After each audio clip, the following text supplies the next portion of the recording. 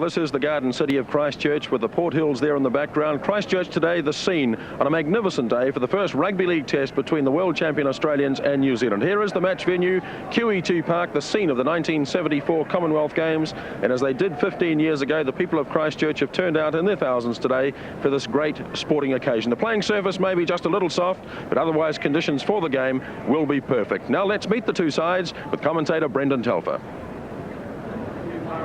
And the Kiwi lineup for this test, which bears little resemblance to the side humbled in the World Cup final 9 months ago. Only 4 survivors from that match, the Iro brothers, Tony and Kevin, and the halfback standoff combination of Clayton Friend and Shane Cooper.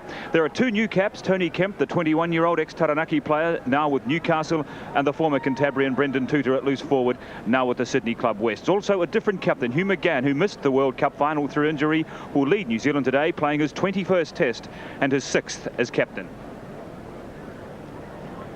The Australian team with 4 newcomers to Test Match Rugby League today, so that means nearly a third of the side getting their first taste of Test Match Rugby League. The 2 newcomers among the backs are Michael Hancock, the fleet-footed Brisbane Bronco. He's on the left wing and still a teenager. The 24-year-old Penrith halfback Greg Alexander, the only non-Queenslander in the Australian backline, having his first Test match today as well. Another teenage newcomer is the Canberra second rower Bradley Clyde, less than 2 years out of school, and here he is in the Kangaroo Test team making his debut today. Also the Queensland hooker, the elusive Kerrod Walters, one of the big stars of this year's State of Origin series. And leading the Kangaroos, that man Wally Lewis, today playing in his 30th Test match.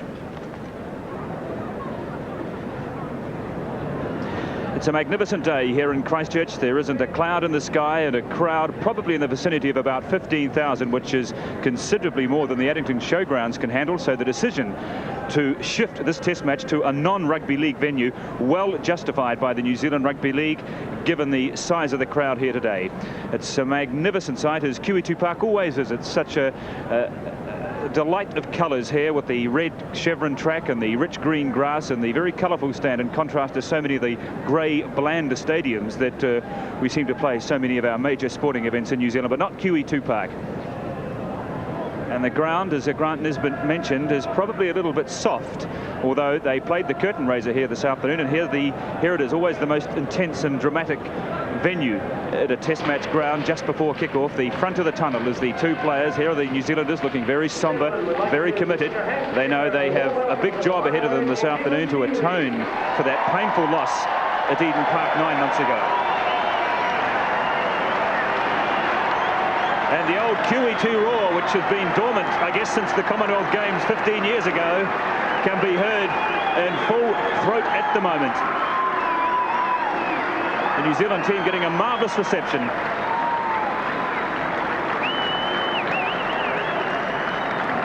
This is only the 3rd occasion in that long 81-year history between Australia and New Zealand that a test match has been played here at Christchurch.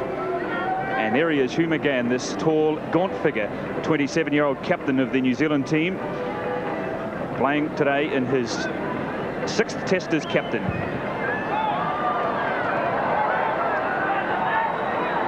And this delightful ritual, which seems to be part of so many big rugby league matches these days, and each player you can see in each team comes out onto the field with the ball and they're kicked into the crowd. Now here come these Australians, these big men.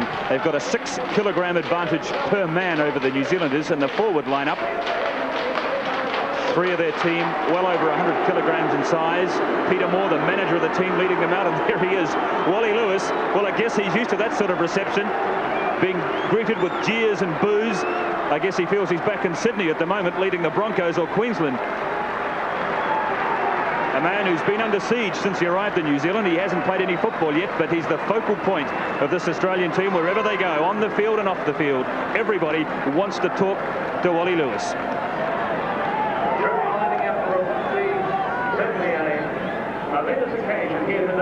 So this is the scene here at the show at the Kiwis Park in Christchurch, and with me I have Frank Endacott. Frank, much has been made about this Australian side and the fact that they should win by 15 or 20 points. What do the New Zealanders have to do to win? What they've got to do today is they've got to tackle, they've got to tackle, and they've got to tackle. And they just can't afford to give the Australian space. If you give this Australian team space, that you're going to be in trouble. They've got to kill the ball in the tackles, and there's going to be a big battle front on with the two sets of props. When you have a look at the job that Brent Todd and James Gording have got trying to master the two big Australian props, a lot is on their shoulders, and they've got to contain them. And in particular, I imagine they have to contain that man there, Wally Lewis, this creative little genius in the Australian side. And here are all these lucky lads who are going to go home with a brand new rugby ball as a result of their visit to Kiwi2 Park this afternoon. 26 rugby balls kicked into the crowd. And so there's 26 very pleased spectators already. But now it's time for the national anthems from the two countries. Mr. Bill Hunter, Deputy Chairman of the Australian Rugby League here today. Mr. George Rainey, Chairman of the New Zealand Rugby League. Quiet, Jack. And New Zealand Rugby League. And from New Zealand Breweries. And once again, we're going to have a live performance of the national anthems. The old days of the national anthems being piped out over the public address system with some scratchy disc seem to have gone. And today it's the Burnside High School Choir, led by their choir master and conductor, Mr. Peter Rowe. There he is to the left of the picture, who will conduct the Burnside High School Choir in the singing of the two national anthems.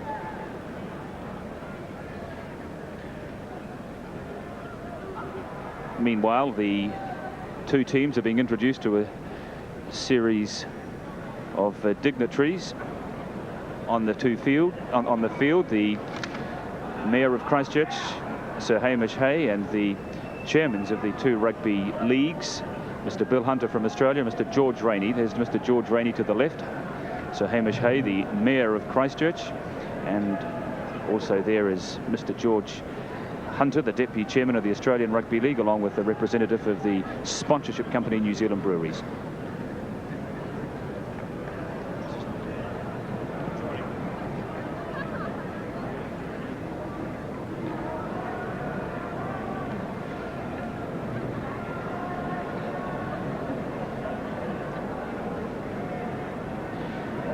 So the scene set here for the two national anthems. There seems to be some slight delay as the dignitaries continue to meet the remaining members of the New Zealand lineup, but we'll be back with the national anthems in just a moment. And we still have a little bit of pomp and ceremony to get through before the football gets underway. The two teams are yet to be introduced to the crowd. Each member of each team is introduced, and we still have the two national anthems to be played. But still, the dignitaries are walking up and down the field. They've spent some time, the best part of about 5 minutes, with the New Zealand team. And now the Mayor of Christchurch, Sir Hamish Hay, is being introduced to the Australian team, along with George Rainey and Mr. Hunter from the Australian Rugby League. There's Kerrod Walter playing in his first match today. Tony Curry. Alongside of him, Michael Hancock. There's Gary Belcher. And Paul Sidenen. Mel Meninga. And the four reserves, Michael O'Connor. And little Des Hasler, the New South Wales standoff half. There's big Mel Meninga, number 3. And it's, I imagine, big occasion for the Meninga household, but I imagine loyalties are also somewhat divided here today, because Mel Meninga's wife is a New Zealander, Debbie Meninga, who comes from the town of Patia, and he's a regular visitor to New Zealand. And he was telling me yesterday in his hotel how much he enjoys bringing the family back to New Zealand a couple of times a year and getting away from all the hype and exposure in Brisbane and having some peace and quiet with his in-laws in the little South Taranaki town of Patia.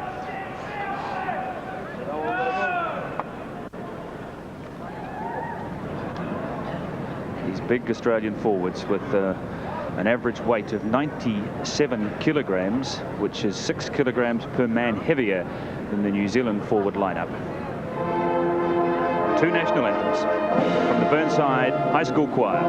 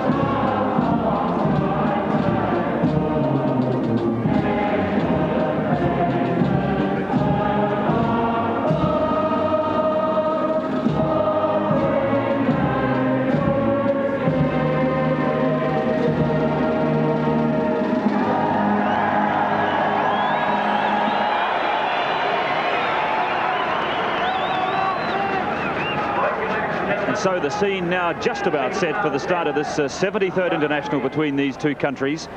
But now we have the players from the two teams introduced to this crowd of 15,000 people here.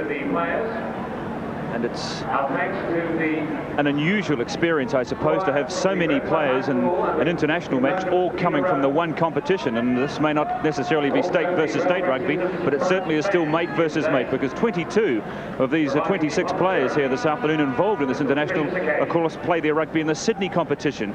So they certainly know each other well. Brent Todd, for example, the New Zealand prop forward, who has 3 of his Canberra teammates in the Australian side. Darryl Williams, the New Zealand fullback, with a couple of his Manly clubmates in the Australian team. But now, the tossing of the coin. And it looks like Wally Lewis has won the toss and has decided to play from left to right in the first half. And Red Limited presents live coverage of International Rugby League, New Zealand against Australia. The teams for you here today. From Australia, So Lewis, having won the toss, has elected to play with the Senators back in the first half. Now he also has the advantage of a slight wind, although there's not much wind here, despite the fact that that flag that you saw during the national anthem appeared to have a good flutter on it, but that was high above the stand. Down here at playing level, there isn't much wind at all. The ground in very good condition compared to what these Australians in particular have been used to in Sydney this year. In fact, I imagine they think they're probably playing on the Nullarbor Plains or somewhere at the moment. This ground will be so dry and hard compared to the state of most fields in Sydney over the past 2 or 3 months.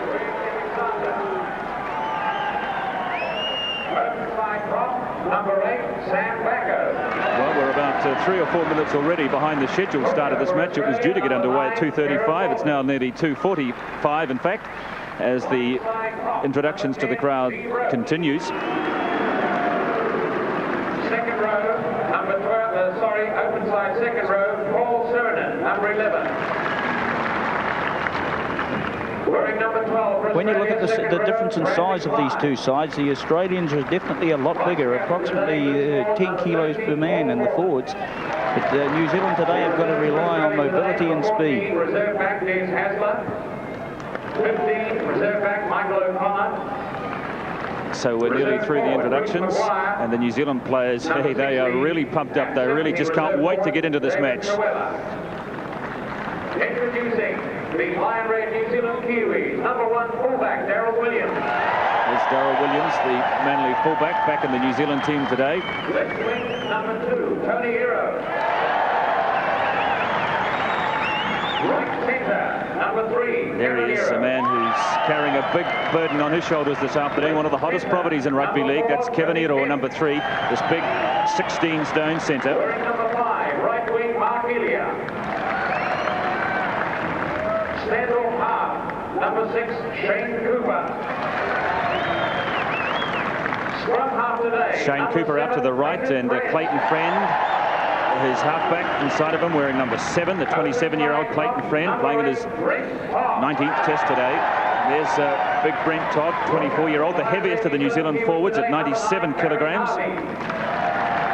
And one of the few players who doesn't play in the Sydney competition, that's Barry Harvey, the 24-year-old Wellington captain, hooker in the New Zealand team today. For the Lion Red New Zealand Kiwis, Hugh McGann. There's Sam Stewart, captain of the Newcastle team, playing in his 9th test today, the ex-Wellington policeman. Kiwis will be looking for a big game from him today as well.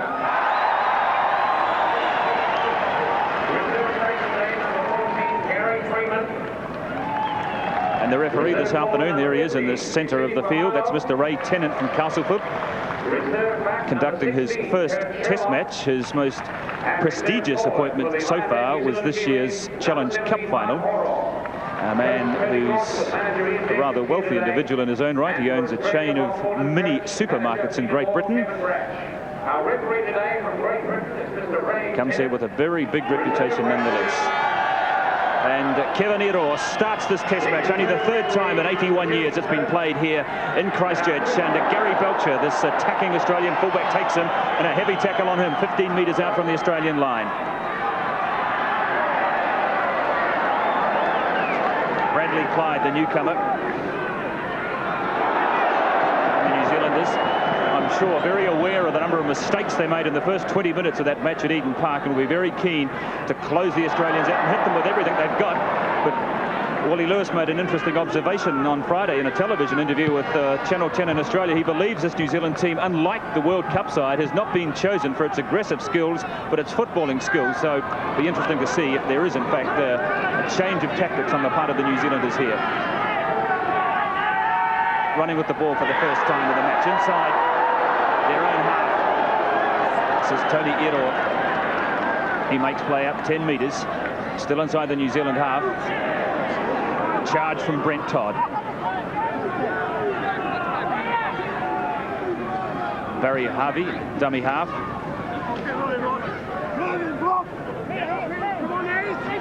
On halfway in the first 2 minutes of this match. Sam Stewart takes it up into the Australian half. Taken in the tackle by Kerrod Walters. Harvey again.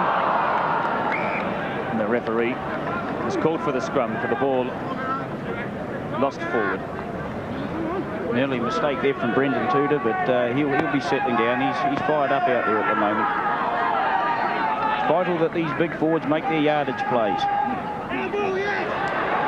And Clayton Friend leaves the ball behind. And I think he might have knocked it forward as well in his fumble of the ball there, and so the Australians get the loose head inside the New Zealand, inside their own half. And the referee looks as if he's penalised the New Zealanders. This is the sort of thing that referees do early in a game. They try and show their authority, and it happened in the World Cup final. It's happening here again today. They stamp their authority on the match early. They pointed the finger at one of the New Zealand props. I think it was Brent Todd, for something that he saw as the scrum was going down. So the Australians, and this is big Sam Bacco, the heaviest man on the field at 108 kilograms. Kerrod Walter. Steve Roach out of favour with the New South Wales selectors, but in the Australian side this afternoon, Wally Lewis. And the ball fumbled there by Paul Siddinen in New Zealand, get the loose head. So there's an early mistake from the Australians as well. As little Clayton Friend has a word to say to Siddinen, and the New Zealanders get a penalty. Little Clayton Friend, he wasn't going to allow this big fella to get the better of him.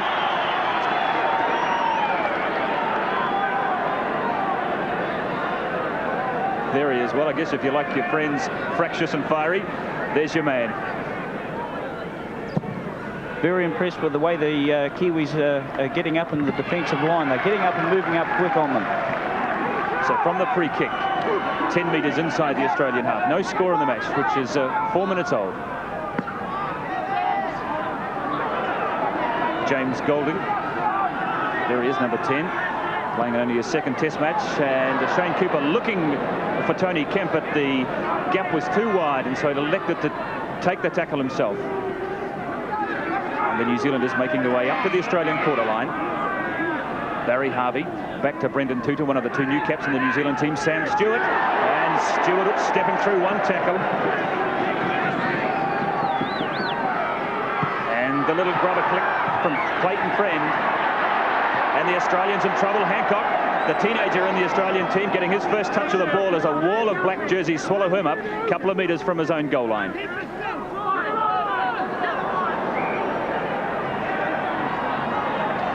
And the New Zealanders up offside, up inside the 5-metre mark while the ball was being played. And so the Australians receive a penalty just 10 metres from their own line.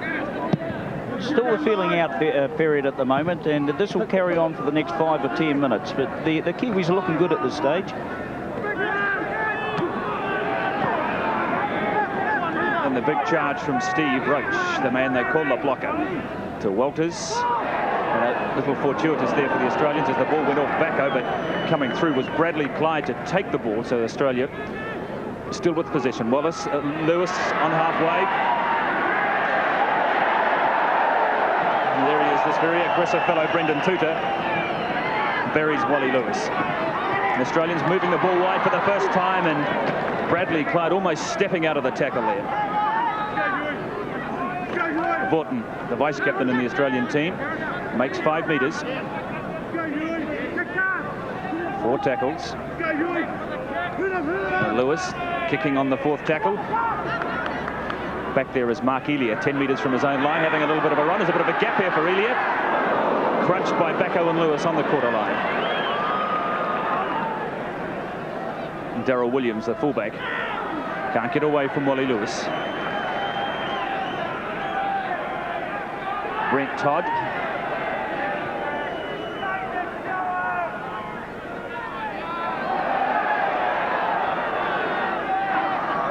Friend, Cooper. And what does Mr. Tennant say about that tackle? It looked a little high. Tony Kemp was underneath it, and he's not well. Was a high tackle there, but he slipped into it, and he's definitely hurt out there at the moment. He's not looking too good. And we'll have a stoppage here. A penalty against the Australians. They've been caught offside again. And meanwhile, Tony Kemp is receiving some attention. Let's have a look at that tackle again. He looked as if he might have slipped as he was going into the tackle. And there's Wally Lewis. Well, I'm not altogether sure whether it was Lewis that deliberately made contact with Kemp. He seemed to slide and lose his footing as he went into the tackle with Lewis, but he has suffered an injury. Meanwhile, play continues with Daryl Williams taking the penalty from halfway.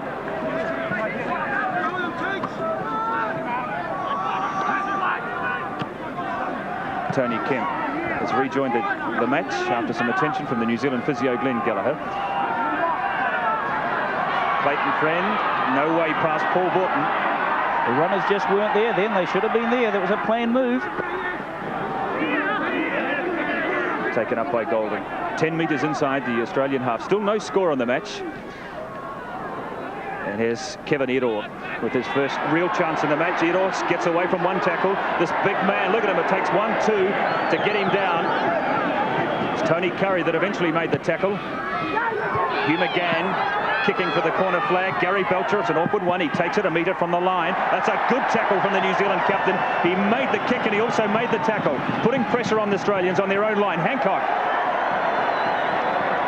He hesitated before he elected to pass.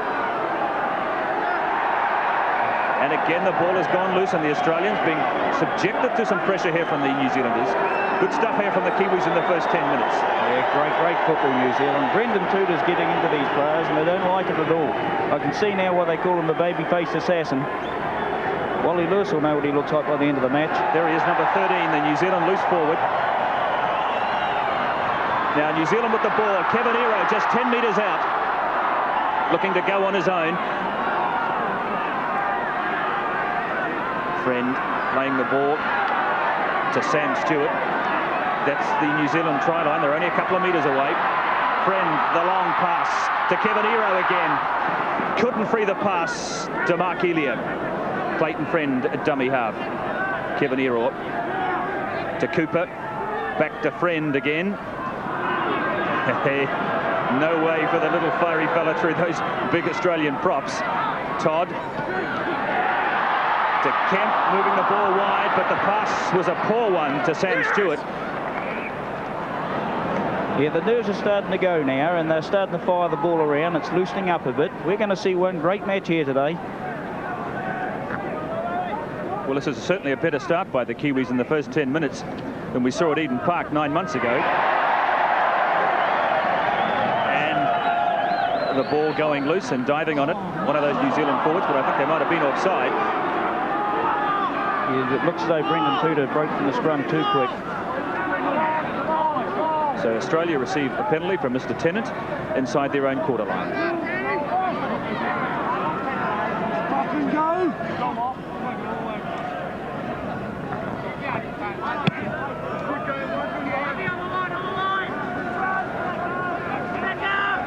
From the free kick, Bacco takes play up to within 10 metres of halfway. Walters to Steve Roach, the big 27-year-old Balmain prop. Bradley Clyde, the 19-year-old from Canberra, within 7 metres of halfway. No score yet, with 11 minutes of the match gone. And here's the first real break as the Australians move the ball wide, and it's gone loose.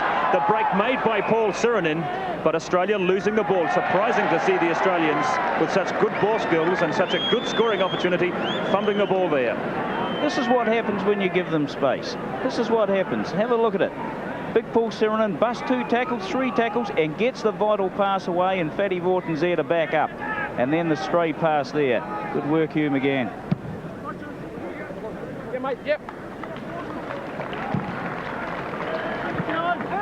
But New Zealand receive the penalty. Now they take the free kick inside the Australian half. You just have to be so quick with these Australians. If they see half a gap, they're gone. This is what happened at Palmerston North on Tuesday night. They have this marvellous ability to seemingly create something out of nothing, as we saw then. And it was really only that spilled pass that saved New Zealand's bacon. Could be early points here for New Zealand.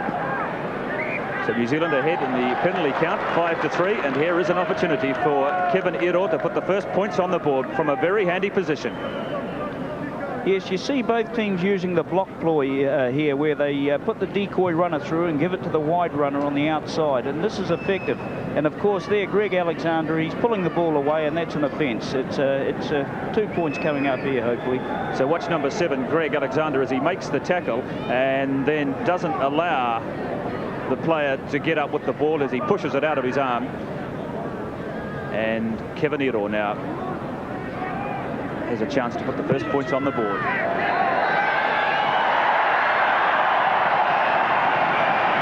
Just the start the Kiwis wanted. Kevin Iro swats the penalty, and New Zealand ahead by 2 points to 0 after 12 minutes of play in the first half.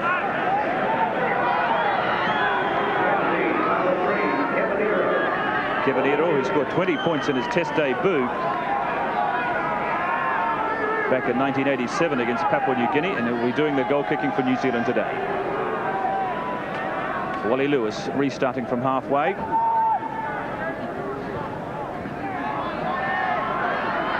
This is his brother Tony Iro playing on the right wing, but he's lost it forward.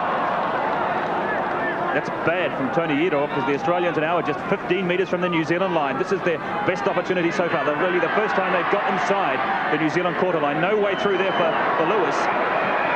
And that could well be a penalty. And it's on here on the side. She's on for 1-all. Well, I think there might just have been a slightly over-vigorous play there by the couple of the Kiwis on Wally Lewis. Yeah, and his teammates were quick to come to his defence. Brendan Tuta, he's got his eyes on Wally Lewis, and I know Brendan well, and with the bigger the names come the bigger the hits, and he's really giving Wally Lewis a hard time out there today. Watch him, number 13. Just watch him, yeah. Here he comes. Now in comes Tuta now, and hey, that is really just a wee bit too aggressive from Brendan Tuta, the Chatham Islander. Yes. And he's been penalised. There he is, the man making his Test debut today, born in the Chatham Islands. In fact, a big plane load of the locals have flown into Christchurch today to cheer their lad on. But he's just going to have to curb some of his aggression. Controlled aggression is the name of the game.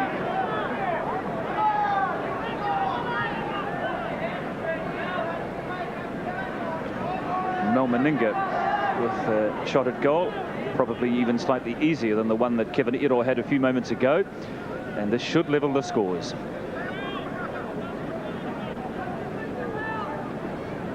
Meninga, who celebrated his 29th birthday yesterday, playing today in his 20th Test match.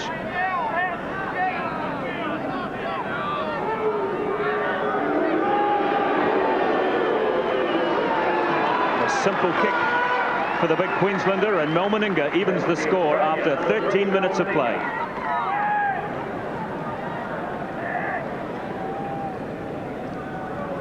But for all that indiscretion from Tuta, Frank Endicott, the Kiwis, I think, could be reasonably pleased with their first 15 minutes of this match. They can feel very pleased with the first 13 minutes of this match. They're playing good football out there, and they're in with a big chance today. If they keep busting these Australians, they'll get them upset.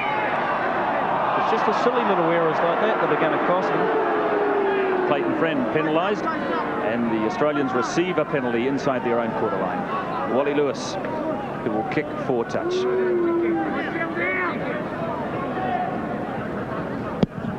And the penalty count evened up at 5 apiece, with that penalty going to the Australians. Walters with the free kick to Steve Roach. Back to Walters. Bacco running on at pace, breaks out of 2 tackles. Big Sam Bacco, 17.5 stone of him. You've got to watch this fellow. Vorton Paul Vaughton, who captained the Australians for the first time in the match at Palmerston North on Tuesday. Walters to Alexander. Gary Belcher, the fullback, runs into Sam Stewart. 10 metres inside the New Zealand half. Walters. And again, it's the big prop forwards that are running off these first plays, and the Australians trying to move the ball quickly. But a very good tackle by Shane Cooper on Vaughton there. Didn't allow the Australian vice-captain to free the pass. And the ball eventually knocked forward. So the scrum to go down just 2 metres inside the New Zealand half. The score's level at 2-all. Penalty apiece. Friend to Cooper. To Kemp. Couldn't free his pass to Mark Elia. Sirinen made sure of that. Mark Elia, who's had very little to do in the match so far.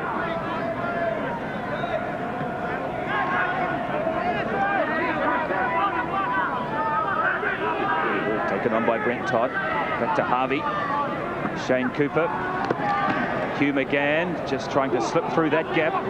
Taken by his opposite number, Sirinen. 10 metres inside the Australian half, and Hugh McGann is lying on the ground. Doesn't look too good at the moment. But as the Australians move the ball wide, and a long wide pass from Wally Lewis, getting it as far as Hancock. Tries to get away, and he does get away from Sam Stewart. But James Golding comes quickly in and takes this youngster 10 metres outside his 22. That could well be a penalty. Looked a little high. The referee has a word with the man who did it. Brent Todd explains that that's over the shoulder line. Let's have a look at it again. Tony Curry, and in goes Brent Todd. Too high, penalty. Fair penalty there. You've got to keep the tackles down. That was far too high. I'm very impressed with the New Zealand back three at the moment. They're tackling their hearts out. Now in comes Hancock, and he just about got away from the tackle of Sam Stewart. Just got him with the ankle tap. Alexander, Lewis, the Australians moving it fast as far as Vaughton, buried by Hugh McGann. 10 metres outside the New Zealand quarter. Roach. Bradley Clyde couldn't get his big frame through that little half gap that he spotted. Alexander again. Lewis, and Wally Lewis is going to have a little run on his own. Makes it to the quarter line. And now some real pressure coming from the Australians. Here goes big Paul Sirinen, but he really ran off the support there. They're only a matter of 10 or 12 metres from the New Zealand line. Roach, Steve Roach looking for some support. Alexander, there's a gap here. Alexander, and yes, is that the first try? Tony Curry gets it. An air of inevitability about that as wave upon wave of Australian attack, and it was eventually Tony Curry there to finish the movement off, and Australia take the lead by 6 points to 2. This was the final play. Steve Roach with a little dummy which confused the New Zealand defence, eventually taken in the tackle, but then the Australians had the numbers. Alexander as far as Tony Curry, and the Queenslander in the 19th minute scores the first try of the match. Yes, an excellent build-up here from the Australians. They hit the short side here. You'll see the ball go out here from Alexander to Curry, and Curry in the corner. Good work there from Steve Roach too. But the build-up happened 30 metres out. They worked it out 30 metres out, then hit the short side, and New Zealand were vulnerable there.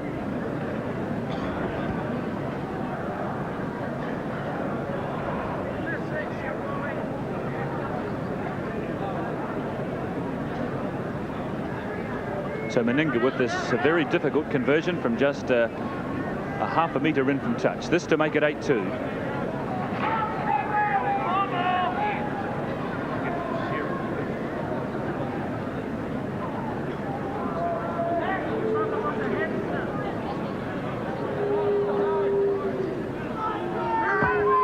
Meninga, it's not a bad looking kick.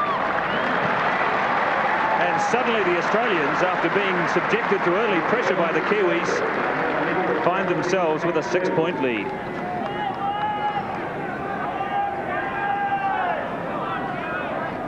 Okay, let's see how Howie Tamati felt about that try, looking at it from down there on the touchline. Howie. Well, 20 minutes gone, Howie, and what are your thoughts so far? Well, I thought they started well, but they're just going too high in their tackles. They've got to get around their legs. They're moving up. They're going forward well in their when they're driving the ball up, but they've got to go low. They can't keep flying around their head. They'll just fall off.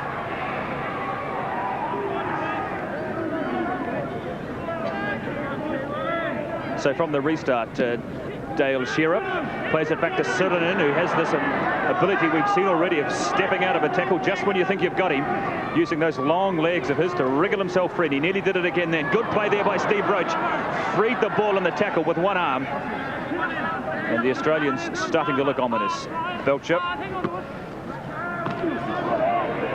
using these big men to charge at the New Zealanders, trying to wear them down with their superior weight and strength. Bradley Clyde, it was there. And the kick, Wally Lewis, and a little fortuitous that Gary Belcher was backing him up.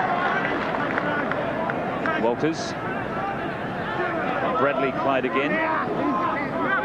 This is the young man who at 19 years of age is being tipped as one of the real bright prospects of Australian Rugby League. Only second year out of school.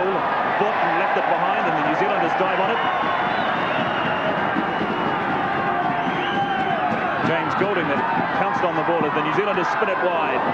And a big tackle on Kevin Edo from his opposite number, Meninga.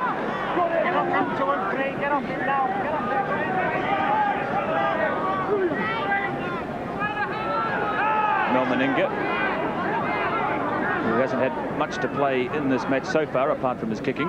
Backo to Walters.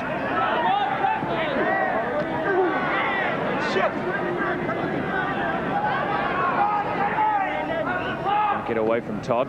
Sirinen again, who's becoming a key man in this match, along with Clyde. Those two second rowers and those two big prop forwards from the Australians. Wally Lewis doubles round, and here's Clyde again. There's room for the big second rower. A superb tackle, however, by Hugh McGann from behind.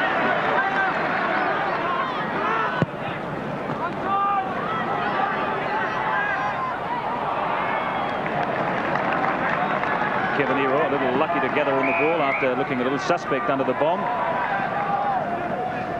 The referee has given a penalty to the New Zealanders. Very impressed with the referee up today. He's doing a good job out there. I see both teams are actually cringing inside that 5 metre mark. He's giving them a glare, you know, a bit of eye contact, and he's not blowing the game up like a lot would. And I'm very impressed with him. Well, he does have a reputation. I think they call him the ghost because of the lack of presence he likes to impose on a match, and that's what we're seeing from him this afternoon. It's James Golding, no way through that wall of green jerseys, and I think he might have lost it as well.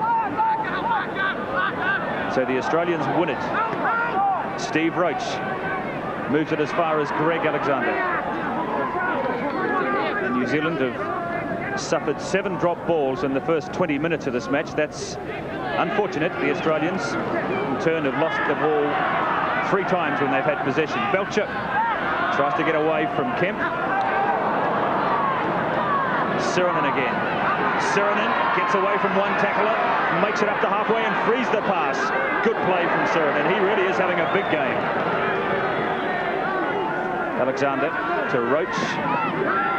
Roach just doesn't have the speed of Sirinen, so giving the New Zealanders a little more time to make the tackles on the big Balmain prop.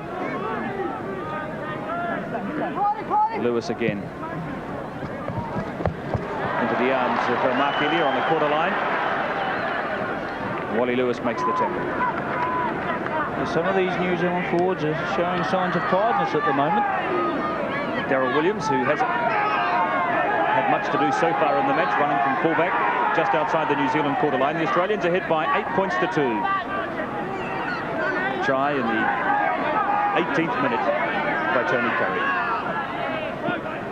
Friend to Kevin Edo. Gets out of the tackle of Meningas, gets away from Lewis as well. Alexander tries to get him around the neck, and Alexander, lucky that he wasn't penalised there. He deliberately went in around the neck, however. Tony Kemp. Kemp breaks out of one tackle. Where's the support for Kemp? Gets the pass as far as Hugh McGann inside the Australian half. Better stuff here from the Kiwis. And Darryl Williams trying to bounce the ball into touch, and does do so as well. Good work there from both centres, both running good, hard and fast. Kevin Iro's just stamping his class on this game at the moment. So the scrum going down about 5 metres outside the Australian quarter line on this, the near side. Alexander. And a good tackle on by Clayton Friend. And New Zealand win possession as well. That's better stuff. To Cooper. To Sam Stewart. Back to Harvey. Todd. 15 metres from the try line. Harvey again to Friend. Cooper.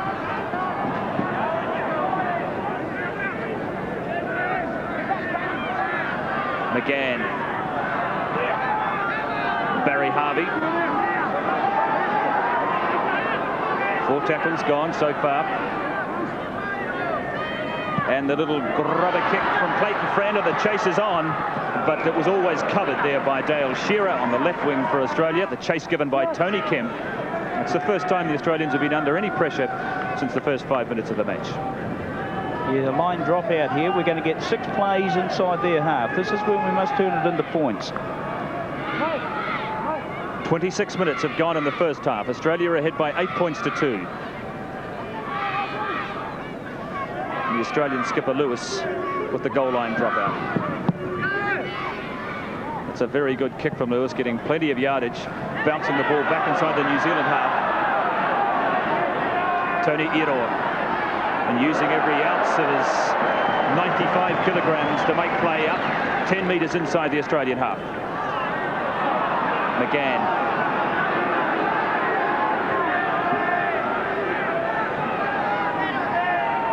Looking a little groggy and not looking too good, Hugh McGann, who's had a couple of knocks so far in this match, and he looks as if he's suffered a knock to his rib cage. He's getting some attention there from the New Zealand physio as play continues. New Zealand could ill afford to lose the services of this man, this inspired leader, Hugh McGann. And Clayton Friend gathering up the loose ball, but I think he might have knocked it forward first. Mr. Tennant is called from the scrum. So an anxious sight there for Kiwi eyes with Hugh McGann, whose presence was sorely missed in that World Cup final last year. And Mr. Tennant decides we'll have a break.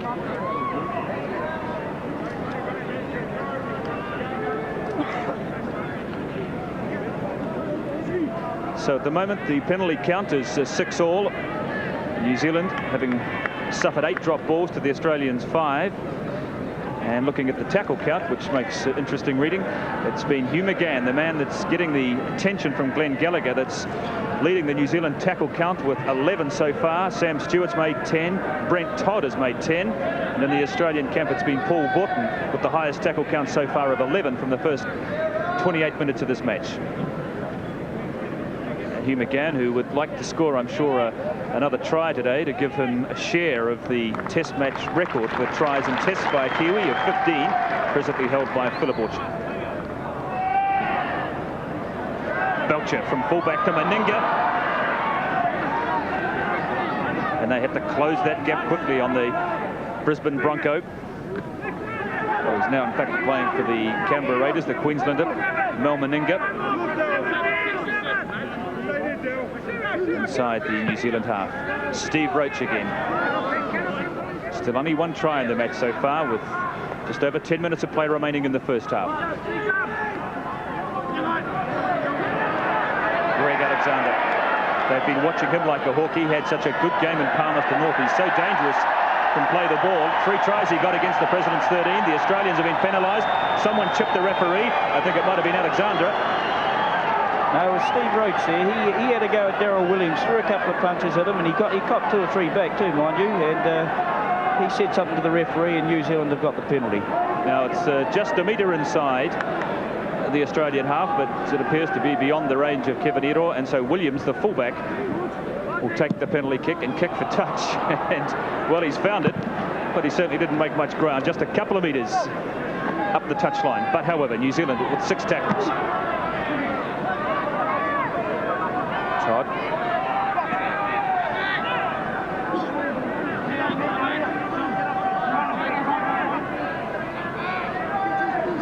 Barry Harvey trying to go underneath those Australian defenders. And Tuta to Sam Stewart, running at pace, making 10 metres. 10 metres outside the quarter line in centre field. Australia ahead by 8-2. Cooper to Kemp, back to Cooper. Clayton Friend New Zealanders keeping the ball alive. Williams from fullback. Clayton Friend again, moving it wide to Tuta. Gets the ball as far as Tony Iro, who darts back infield. And the New Zealanders are certainly keeping the ball alive, but they're not making much progress up the field. Iro loses the ball, and Australia come away with it. Alexander to Wally Lewis. To Belcher. Belcher gets away from 2 tackles. Meninga across to Hancock.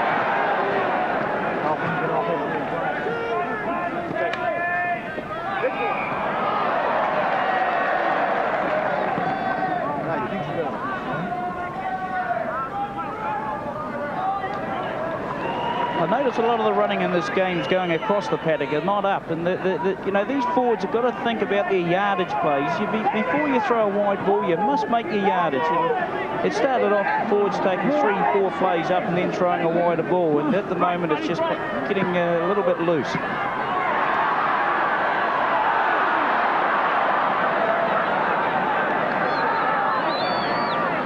Good stuff from Darryl Williams as he makes 15 metres up the field. Tuta carries it on inside the Australian half. The New Zealanders looking for their first try of the match. It hasn't come so far. And the whistle is gone. An injury to Paul Borton. And he's having a word to Brent Todd. We might have a look at that again. And Tuta, I think, is going to be penalised. It's the second time Tuta's been singled out by the referee for over-vigorous play. Yes, I think you'll find here he just lashes out with a boot and gets Paul Borton, I think it is, or the knee, is it? Yeah. Just watch it here.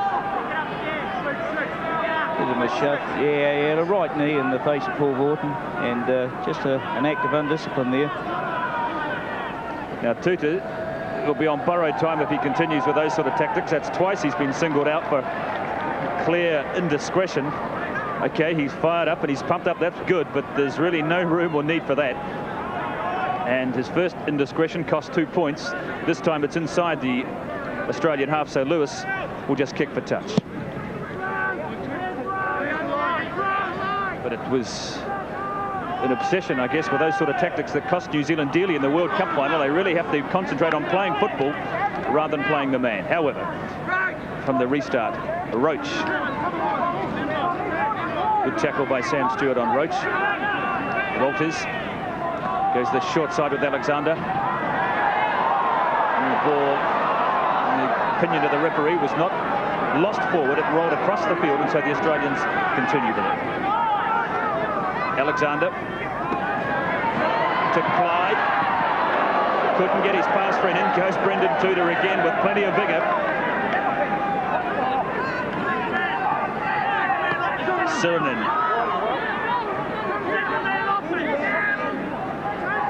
This is the 5th tackle coming up.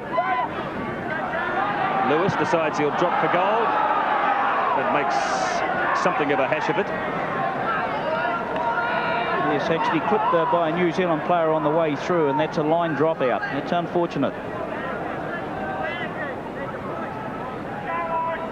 So only 1 try so far in the first 31 minutes of this match, scored by Tony Curry in the 17th minute. The try converted by Meninga. He's also kicked a penalty, and Kevin Iro started the scoring with a penalty for New Zealand as Darryl Williams with a big goal line dropout, carrying the ball on the full into the Australian half, taken by his opposite number Gary Belcher. Shane Cooper makes the tackle on him, 10 metres inside the New Zealand half. Alexander manages to get his pass to Sirinen, pushes off James Goulding and makes play up almost to the quarter line.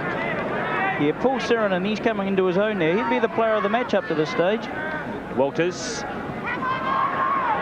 looking for Tony Curry. This elusive Queensland centre. Away goes Curry. Must be a try to Lewis. Oh, great play from the Kangaroos. The 2 Broncos, Tony Curry and Wally Lewis, combined superbly there to completely hoodwink the New Zealand defence. And the second try of the match coming in the 32nd minute. And just watch this man Curry. He is so elusive. The pass fed to him from Walters. 20 metres out. He steps out of one tackle. He steps out of another. The big gap opened up. And there he was, his skipper, Wally Lewis, on hand to take the pass. Iro came too late. And Wally Lewis gets the try. It's 12-2. Yes, good try to Australia here. You see Walters moving across the ruck. Wide pass to Curry. Beautiful footwork by Curry, but look at the missed tackles, all going too high. And the final pass again, and who else? Wally Lewis. What a master. There he goes. Be a good 6-pointer this for Australia. New Zealand have now got to regroup. They've got to get their composure back. They've got to get back into this game.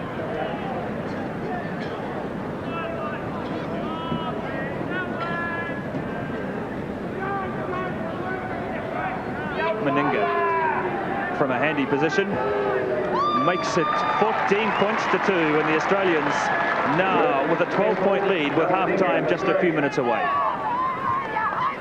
We might have a look at that try again. Just look at the footwork of this Brisbane Bronco. He really did jink and dive all around the show. But as Frank Endicott said, where were the New Zealand tackles? Where was the defence? It wasn't at home. And Lewis with a very simple run-in once he received that pass, Curry did all the work. But Wally Lewis, ever the magician there to finish it off.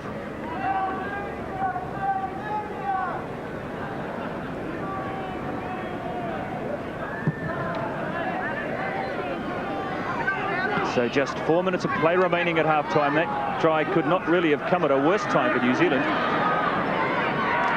Giving 6 points away just before the break. Dale Shearer playing the ball, 12 metres from his own line. So the New Zealand task now must be, of course, to try and at least get a try back before half-time to stay within distance of the Australians. But at the moment, it's Hancock as he sprints down that left wing, and no one is at home. Darryl Williams, and away goes Karen Walters. It's 2-on-1 here. Oh, great stuff from the Australians. They are starting to run riot. And it's these Queenslanders that are doing it. Karen Walters finishes off the try, and it's 18 points to 2. And it began way back in the New Zealand half, inside their own quarter line, in fact. The initial break made there by Meninga, and Michael Hancock, just 19 years of age. He took off like Carl Lewis, and poor old Clayton Friend didn't get anywhere near him. The pass to Kerrod Walters. Walters just ambles in for the try. A suggestion there might have been a forward pass there. Let's have a look at this again, Frank. Yeah, very, very close this one. This is a marginal, but I've always said that marginal passes always go to the attacking side. Now this was the pass that looked as if it might have been forward. Yeah, not a good angle to see it, but I had me doubts there. But you know, the thing is that the Kiwis on the blind side are standing and waiting for the Australians to come, and you can't do that. You've got to get up. You've got to knock them over. Both sides have got to move up, not just one.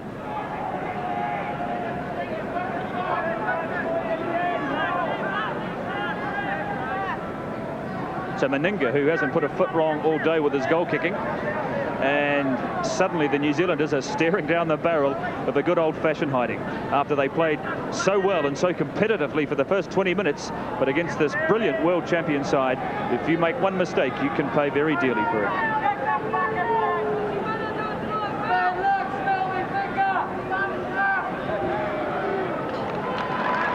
It's 20 points to 2.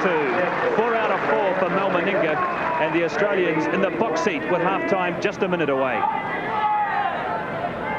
Well, Howie Tamati, what do you think now?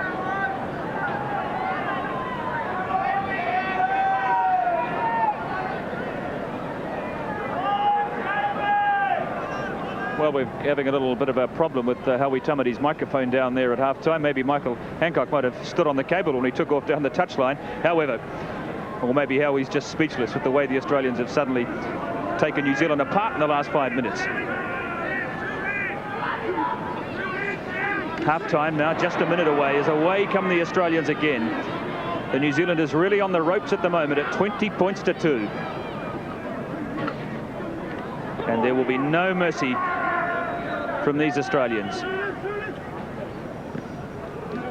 Sitting again, making the break with the ball lost forward. New Zealand have it. Tony Kemp going down, but inside his own half. Mark Elia coming across from the left wing, trying to link up there with the right wing. Tony Iro plays it to Tony Iro at dummy half.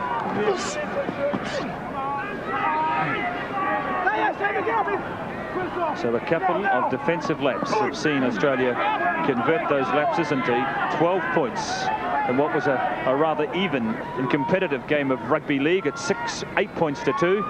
Is suddenly looking rather one-sided as we approach half-time at 20 points to 2. As Clayton Friend kicks it deep. And Hancock, this young man who scored 4 tries in the State of Origin this year. And just look at the way, this magnificent sidestep that he's got. Brushing away the tackles, but taken by Tony Iro this time.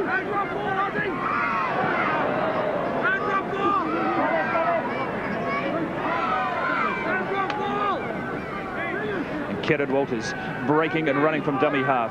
Takes play out 15 metres from the Australian line. Back to Bradley Clyde. Roach again. 16.5 stone. 105 kilograms of Steve Roach. Fortin.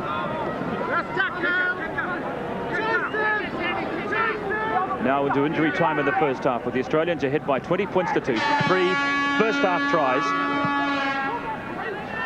And the tries coming in the first half to Curry, Lewis and Walters. As Darryl Williams running it from fullback. And so all the honours lie with the Kangaroos at the end of the first 40 minutes of the first test here at Kiwis Park in Christchurch. There it is, the sad news from a New Zealand point of view, but a great scoreline from the Australians, leading by 20 points to 2. The tries coming from Curry in the 19th minute, Lewis in the 32nd, and Walters in the 35th. Mal Meninga with 4 out of 4 with his kicking. 20 points to 2. New Zealand's only reply in the first half, a penalty to Kevin Iro. Of halfway. No score yet with 11 minutes of the match gone. And here's the first real break as the Australians move the ball wide, and it's gone loose. The break made by Paul Sirenen, but Australia losing the ball. Surprising to see the Australians with such good ball skills and such a good scoring opportunity fumbling the ball there. This is what happens when you give them space. This is what happens. Have a look at it. Big Paul Sirenen busts 2 tackles, 3 tackles, and gets the vital pass away, and Fatty Vorton's there to back up. And then the stray pass there. Good work, Hugh McGann.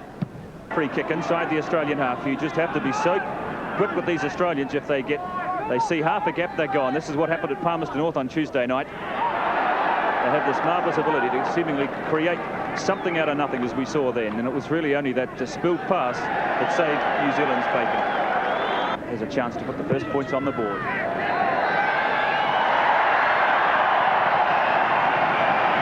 Just the start the Kiwis wanted.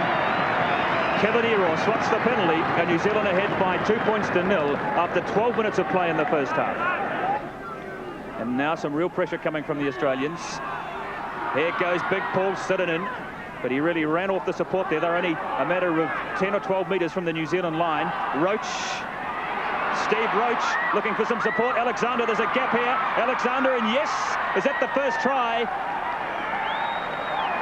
Tony Curry gets it.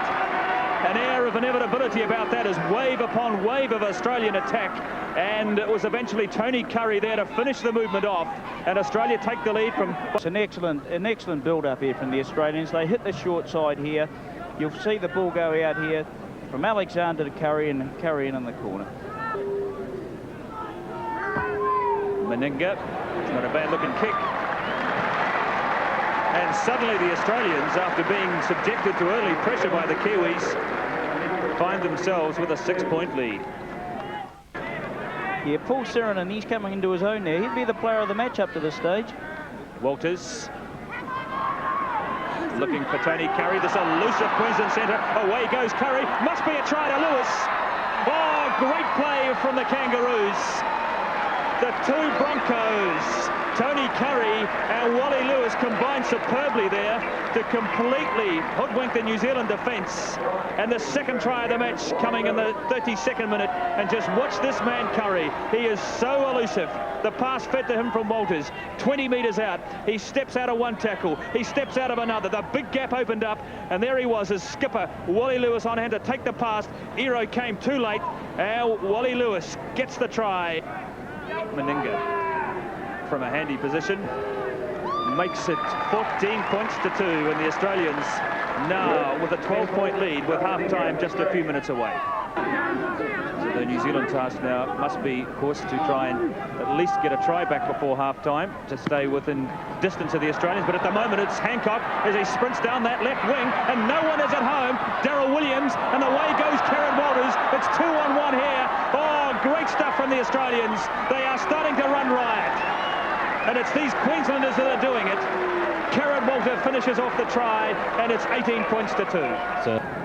Welcome back to QE2 Park in Christchurch. 20 points to 2. New Zealand down at the break. Quick comment here from Howie Tamati. What do New Zealand have to do, Howie? Well, they've got to get their act together. They've got to get the tackles low. They've got to move up, make sure they put the guys on the deck, and then they've got to stop these wraparounds and get the go forward going. You know, get the forwards hitting it up and make sure they're making yardage all the time. Interesting to see Gary Freeman on the field. His first game for about 3 months. Yeah, it'd be good to see. Maybe he can turn the game around a little bit. Okay, let's go back to Brendan Telfer. So Wally Lewis restarts this first test match here at QE2 Park in Christchurch with his side, the world champions, and boy, did they play like that, particularly in the last 20 minutes of the first half. They were ahead by 20 points to 2. A little fumble there from Barry Harvey. Another mistake coming from the Kiwis, and Australia with possession and immediately on attack. And there he is, Gary Freeman, who's having his first match, I think, since about the 27th of March, since he had that big suspension imposed on him. And what a moment it is for him, coming out here with his side behind by 20 points to 2, having hadn't played any football for 3 months. But Gary Freeman, nonetheless, would be absolutely delighted to be on the field. He was feeling really frustrated with the New Zealand team over the last couple of days at the thought he may not get any football for another 3 weeks, because he's now eligible to play back for his Balmain club if he wants to. But probably a good move there on the part of Tank Gordon, Frank, to bring Freeman on. Yeah, good move. You know, he's a good organiser, this fella, and I know he hasn't had the match football, but he'll relish the conditions out there today. Tony Iro. There's Gary Freeman on for Clayton Friend, playing a dummy half.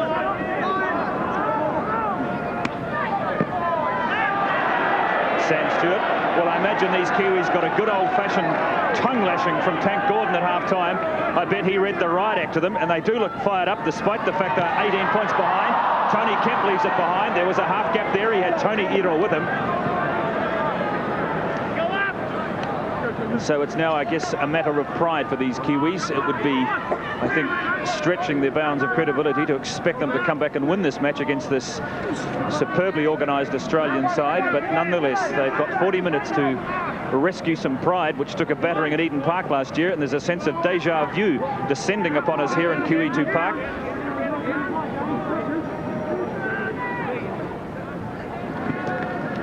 Australia with possession.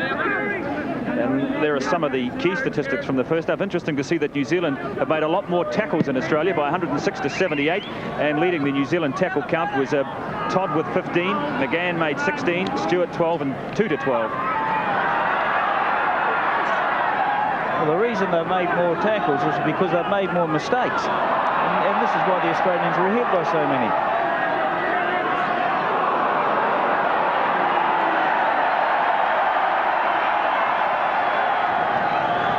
So New Zealand receive a penalty. 5 minutes in the second half and about 8 minutes inside their own half.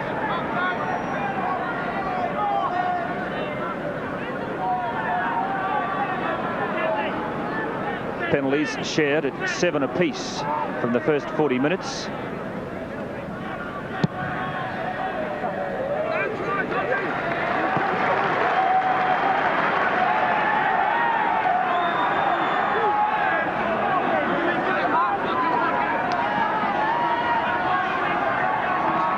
Play the ball.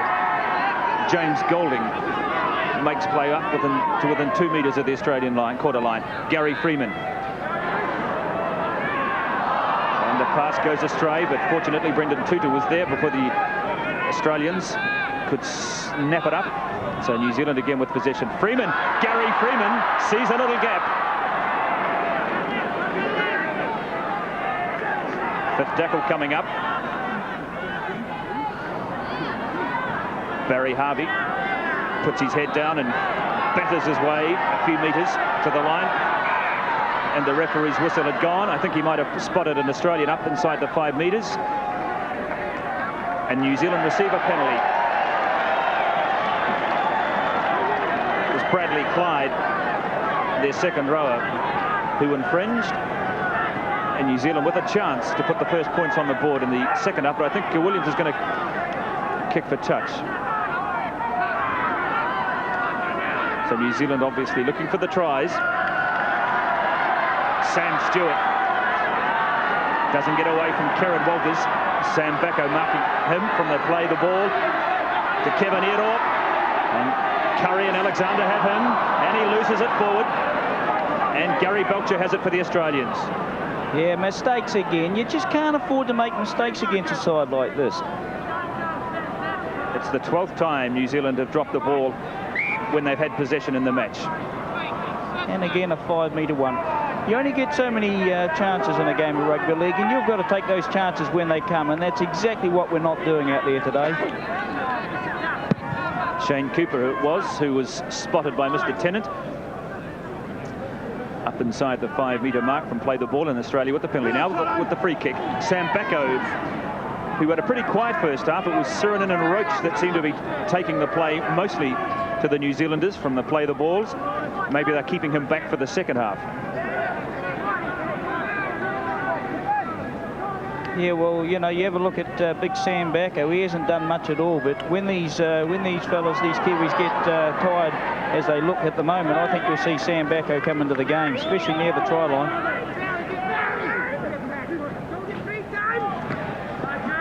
20 points to 2. The score, no change from half-time. The Australians scoring 3 first-half tries to Curry, Lewis and Walters as Steve Roach charges up over halfway. That's the 5th tackle. Lewis, Alexander. Nicely taken there by Mal Meninga. And the ball has gone loose. And the Australians come away with it again. James Goulding not looking too good on it out here in the centre of the field either. He's taken a heavy knock. Bradley Clyde pushes off one tackle. Greg Alexander couldn't get his pass away. Good smothering tackle there from Gary Freeman. Australians looking dangerous again in the early minutes of the second half. Backo gets his pass away to Vaughton. Here comes another try, I think. Vaughton brought down right on the line. And a desperate moment there for New Zealand. Darryl Williams with a very good tackle on Vaughton. Sirinen. Again, there were big defensive gaps there among the New Zealanders as Vaughton probed the line. And a suggestion of a little knock on there from Gary Belcher trying to take that wide pass. And New Zealanders can breathe again, but boy, these Australians, they're not letting up. James Goulding, he's out on his feet out there at the moment. He's had a real heavy knock. He's not looking too good. He could be replaced. James Goulding, the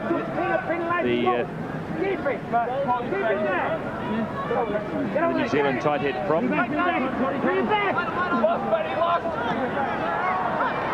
Darryl Williams to Elia, trying to run it out from just a few metres from the New Zealand line. Brendan Tuta, no way past Wally Lewis or Steve Roach.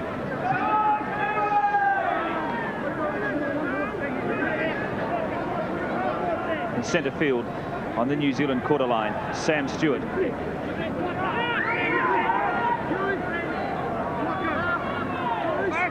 And here comes the big downtowner, as they call it, from Darryl Williams.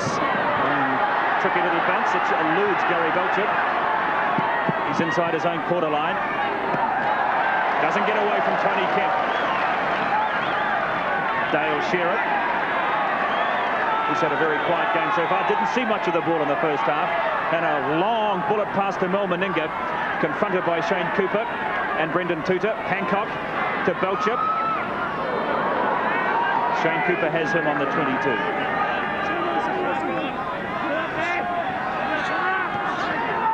Ten minutes of play in the second spell. And the half-time score remains 20 points to 2 to the Australians.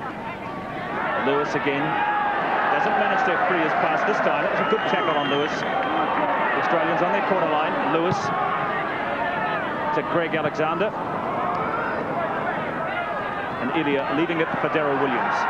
Running it out from his own quarter line. Runs straight into Kieran Walters. Wally Lewis there as well.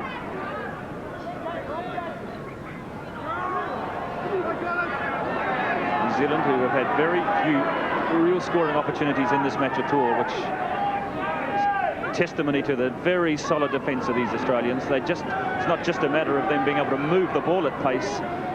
Their defensive work today has been quite exceptional. Freeman, and again there doesn't seem to be a great sense of direction or purpose about a lot of these New Zealand plays, Frank. No, the support's just not there. They're going in, they're turning and popping a pass from the tackle, and the runners just aren't there. You've got to want to run against these guys. You've got to want to run. Dale Shearer finding the ground a little bit soft. Belcher, good support play here from Shearer. This is virtually the Queensland backline, of course, that's playing in this test match this afternoon. Only Greg Alexander at halfback is a non-Queenslander, and the other 5 outside of him, all members of that highly successful Queensland side that won the State of Origin. Now this could be the first real opportunity. And away goes Mark Elia with the intercept, and he's got the pace on Curry.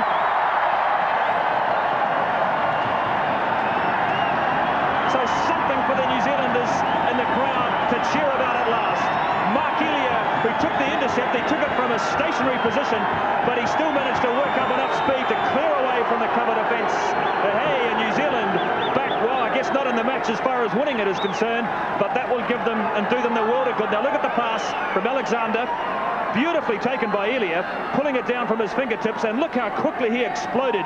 He hit top pace very quickly. Now Curry, some sensible play here from Tony Curry as he kept them wide. He wasn't going to let him go under the posts, but Elia gets the try. It's 20-6. Yeah, good ball skills here, Mark Elia, and he's no slug. This fella can go. Here it is, the ball skills turn. Head for home, Mark. Away you go. There's no way they're going to get him. Shut the gate.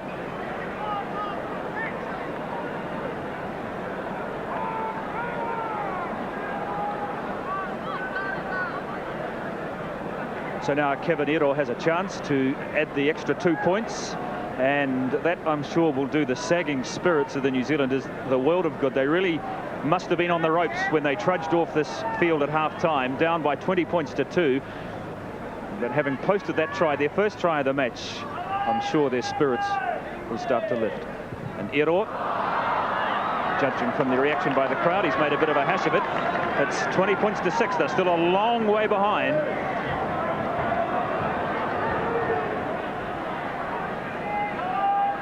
A reminder that this coverage of the second half of the New Zealand-Australia International, coming to you from Kiwi Park in Christchurch, is brought to you by Lion Red Limited.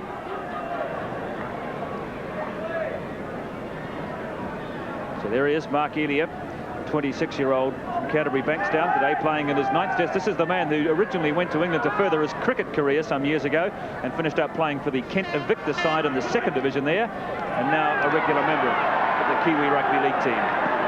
Sam Stewart, he's really fired up, not intimidated at all by those enormous big Australian forwards stationed in front of him as he charged into them.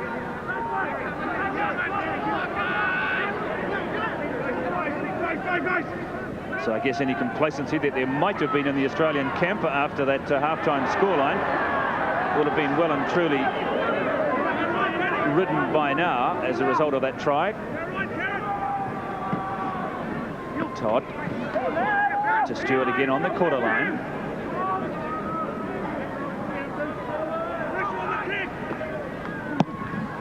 Darryl Williams kicking deep, but good positional play by Belcher. He was waiting there underneath it. Gets away from one tackle. Shearer, such marvellous understanding amongst these Australian backs because a lot of them play together for the Brisbane Broncos and having just had those 3 State of Origin matches as well, and it's clearly showing up in this match. Always seems to be an Australian there to keep the ball alive. Steve Roach again.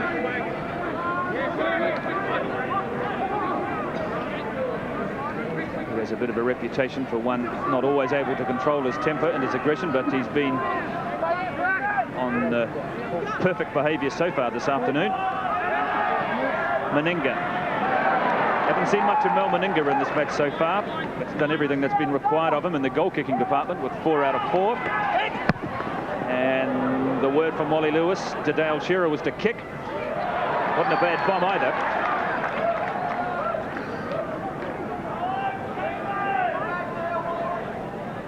"14 minutes into the second spell. The only points since half-time, a try to Mark Elia. Shane Cooper plays it back to Brent Todd on the quarter line.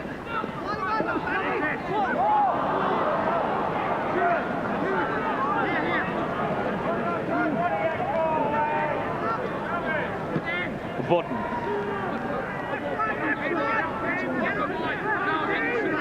We haven't seen much of the Australians so far in the first 15 minutes of the second spell, but they were pretty quiet when the match started as well, just settling down for the first 15 minutes. But boy, when they explode, not great to watch.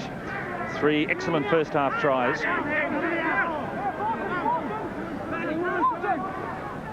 Waters again, a little scissors movement with Wally Lewis. Karen Walters just a metre short when he ran into a brick wall. That was a superb tackle there by Mark Elia, because Walters really was at full steam.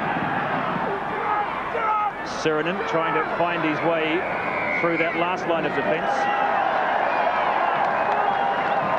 Referee has spotted an infringement, has he? No, he's turnover.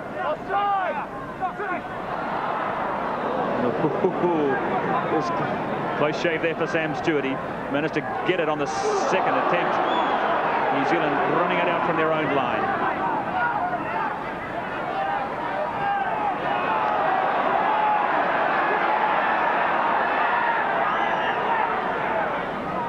Sam Stewart again. James Golding.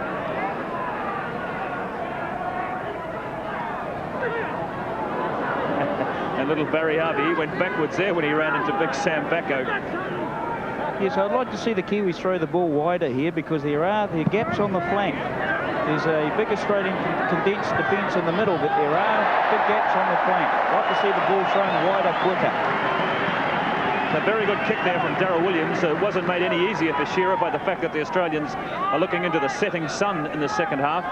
And the sun is still shining brilliantly here in Christchurch today on this cloudless day, in front of a crowd of 15 or 16,000 people, probably the biggest crowd to watch a game of rugby league in this city for 20 or 30 years. Australians with it. A long pass, and Kemp looking for the intercept. Now there's a little bit of a hole in the New Zealand defence as Belcher makes a run from the quarter line. To Curry at dummy half to Vaughton.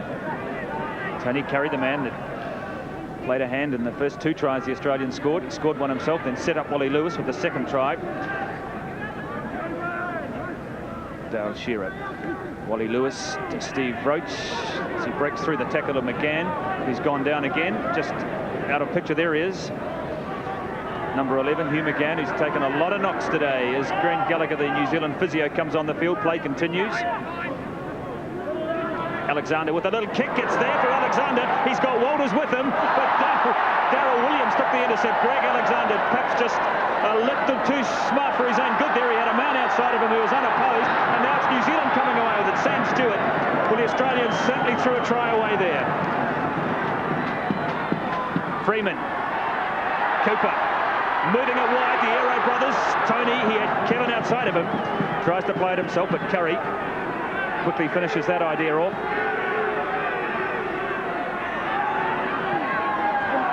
And the pass is wide again to Stewart. Tries to fend off Ollie Lewis. Greg Alexander will be kicking himself there for not passing. Perhaps he didn't know that Walters was out to his right. Kicked the ball straight into the arms of Darryl Williams. Cooper kicking in behind those Australian backs. It's not a bad little kick either. Alexander, Belcher.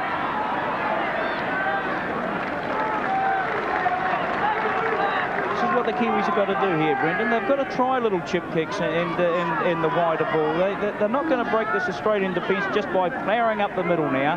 They've got to throw caution to the wind. Australia ahead by 20 points to 6. Midway through the second spell. As away come the Australians again. Walters, he's got Shearer with him. And they're moving it wide up to the 22. It's Greg Alexander taken on the New Zealand quarter line. A good tackle there by Hugh McGann, who, despite the number of knocks that he's had, is not going off.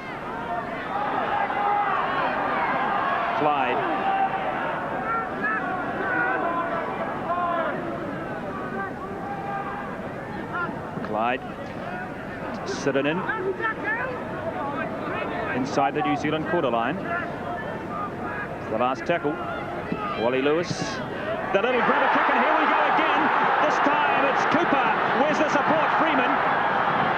But the Australian cover defence really regrouped very quickly there. Shane Cooper perhaps just lacking a yard of pace because he was in the clear. Yeah, pity it wasn't Mark Elliott. Yeah, he had plenty of real estate ahead of him. And you'll see the little intercept gathered in by Cooper. Now, he was in the clear here, and Gary Freeman was following him, and Cooper just didn't manage to clear away from the Australian defence.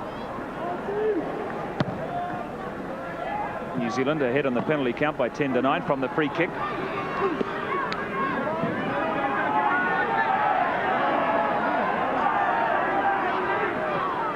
Golding again.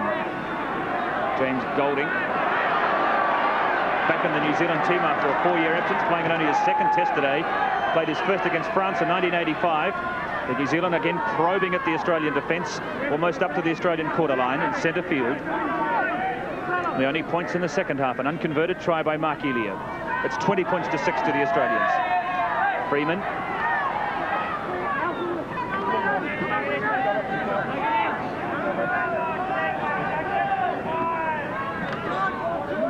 Brent Todd. It's really difficult to break this Australian defence. They yield nothing. Yeah, they've got to put a bomb up here, right into the sun. Freeman. No, see, just a lack of organisation there. And turnover, last tackle. They should have seems put the kick up. inexplicable at this level of football inside your opponent's quarter that you would give possession away with a turnover, but they have, and away come the Australians. Just what Gary Freeman was trying to do out there, we do not know, but the Australians now with possession.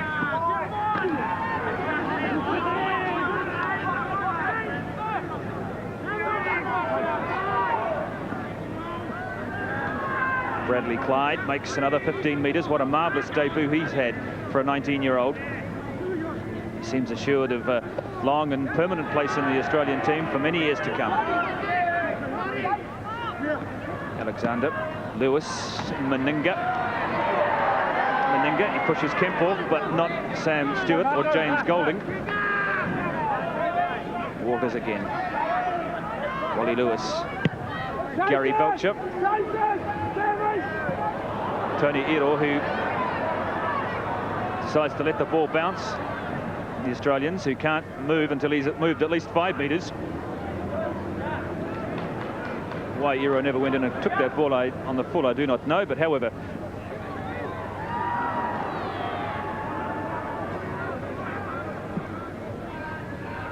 Darryl Williams to Harvey at dummy half. Freeman, Sam Stewart.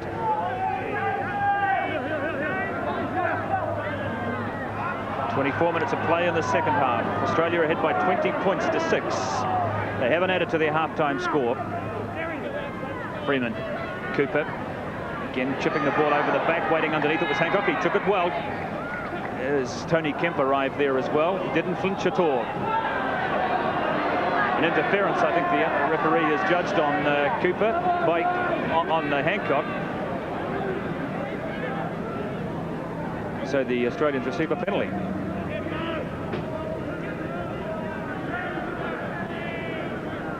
So Lewis looking into the sun, just inside the New Zealand half.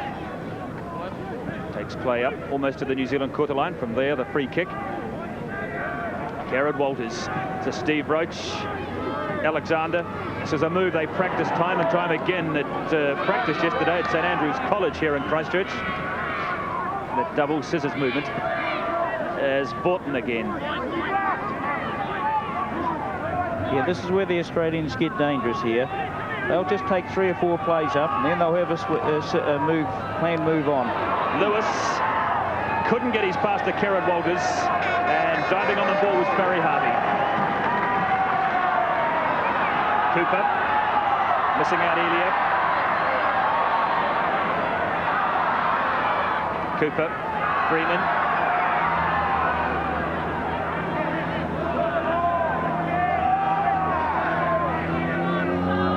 Elia to Cooper.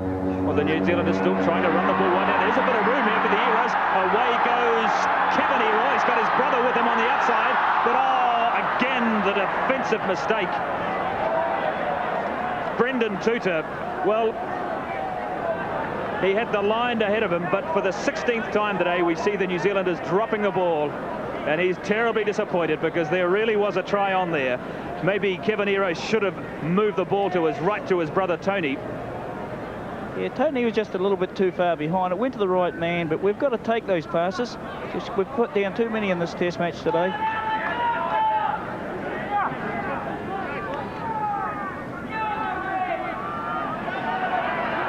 Clyde.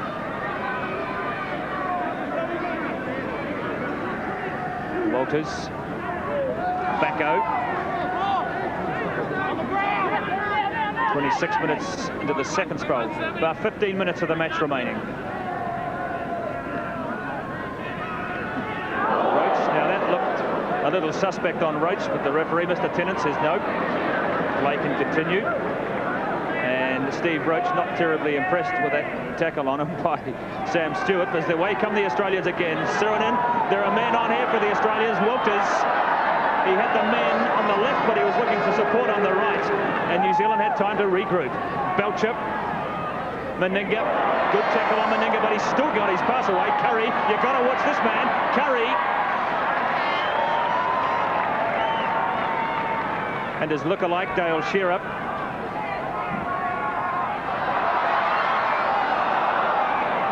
The Australians look as if they just lost their concentration. A lapse there as the ball went loose. No one seemed to want it. So James Gordon said, thank you, I'll have it. And New Zealand come away with it with a new 6 tackle count. Elia. I think a lot of credit must go to the New Zealand defence in the second half to keep the Australians scoreless. Yes, the New Zealanders can take some, I guess, kudos from the second spell, in as much that they kept the Australians scoreless and have added a try themselves. The only points in the second spell, a Mark Elia try, an intercept from halfway. Now Freeman. Freeman having a little probe, but taken in the tackle there by Tony Curry.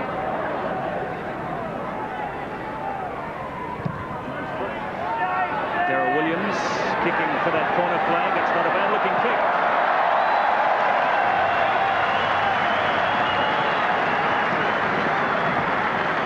There he is, the Manly fullback, who really has been one of the Kiwis today, who can be very pleased with his performance. Had a super game from fullback. These long, deep probing kicks, which have enabled the New Zealanders to exert some pressure on the Australians in a scrum to take place inside the Australian quarter line. And Alexander, and he's lost it. But I think he's penalised Brendan Tuta for being offside, coming around too quickly, and so Wally Lewis has a chance to take some of that pressure off the Australians as he takes play back towards halfway. Yes, again, you know, the mistakes, they just keep tallying up, and it just keeps the Australians ahead in the scoreboard. So Vaughton to Walters, a dummy half, to Sam Backo. Still got his pass away. As the sun starts to extend its shadow across the park here at Kiwi 2.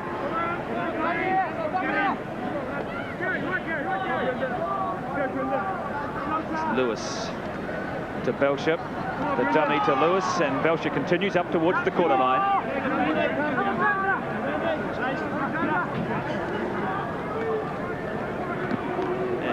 Suriname up over the quarter line. Paul Suriname. And what will the Australians do here? They're looking for Wally Lewis. He's out to the left. There he is at the bottom of the picture.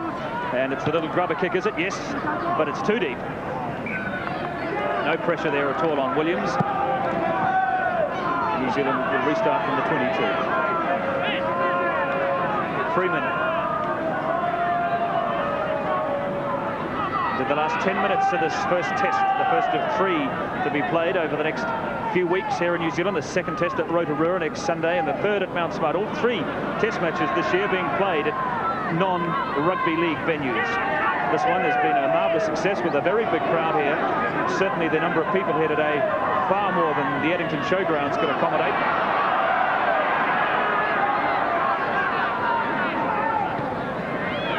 Tuta trying the little chip kick, but into the arms of Alexander. Hancock decides to have a run.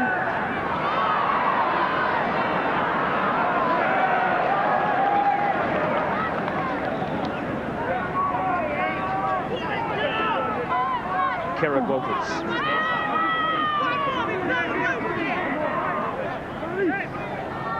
Borton, Fatty Borton as they call him. He doesn't seem to be at all offended by that name that they have for him. In fact, you may have even heard the expression a few times from our effects microphones as his teammates call out to him.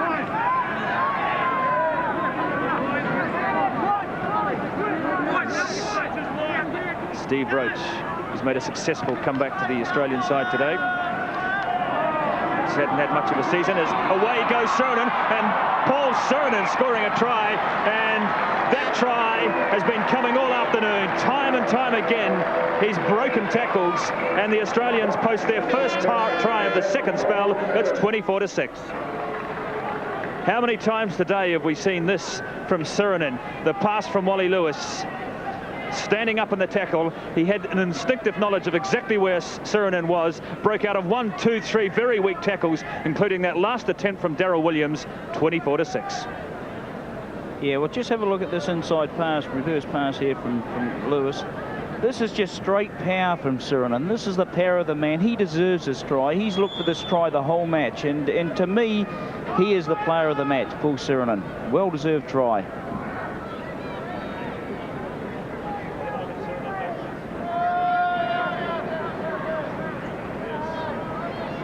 There's Paul Suriname, this 24-year-old who was actually lost to rugby league temporarily back in 1983 when he won a football scholarship to the University of Hawaii. And it's not hard to see why. Immense strength of the man.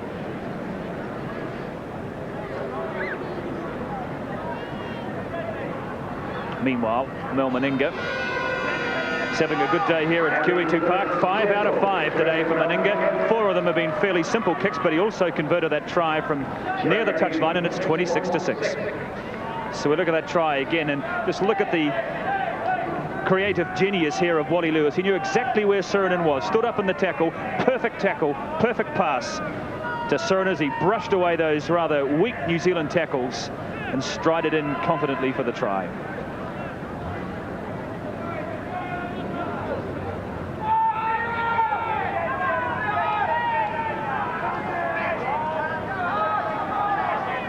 We notice a few of the fans starting to leave Kiwis Park in Christchurch as they sense the fate of this match is well and truly sealed, and I guess any remote hopes that New Zealand might have had of staging a remarkable comeback were extinguished with that try by Suriname. 26-6, 1 try apiece in the second spell.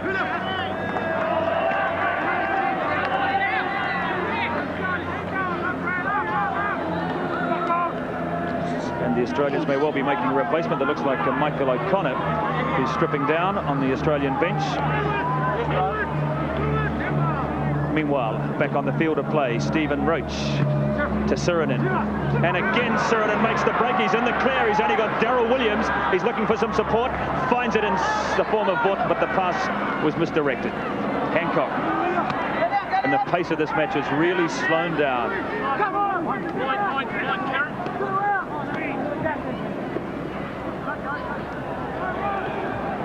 Australia moving the ball as wide to Meninga. Meninga lost it forward.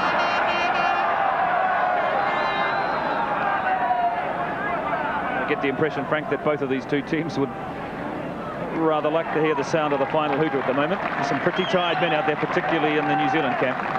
Some very tired men. I understand Paul Sirenan's a policeman at home. I wish he had stayed there.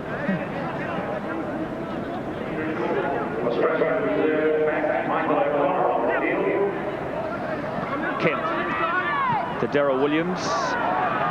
He's got Tony Ero there with him, but he drifts away from him and taken in the tackle by new man on the field, Dave Trewella. And away goes Ero to Elliott. Could be number 2 here for Mark Elliott. Shearer giving chase. Can the momentum get there? He's just a metre short, and it needed the speed of Dale Shearer, who really flew after Elliott. And the referee, I think, has blown his whistle. Has he penalised the Australians? No. Williams. The Kiwis would love another try here. Gary Freeman. No way through there, Mr. Freeman, as he runs straight into Sam Backo. And I think Backo has been penalised for not allowing Freeman to play the ball. So the New Zealanders receive a penalty, but they take the tap. Todd. So Mark Elliott within an ace of scoring his second runaway try. Tony Kemp can't get past Lewis.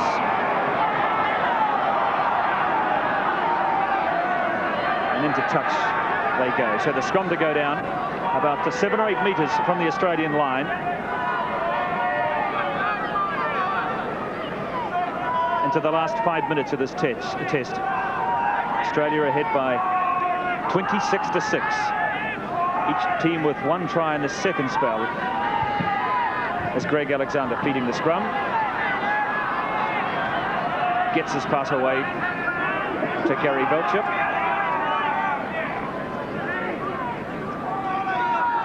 Lewis.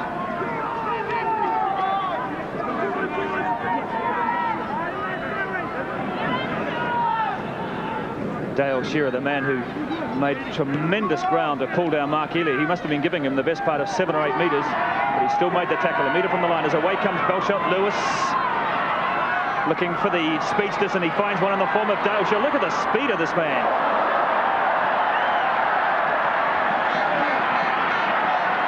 And Michael O'Connor, there he is, who's on the field, who fumbled the ball.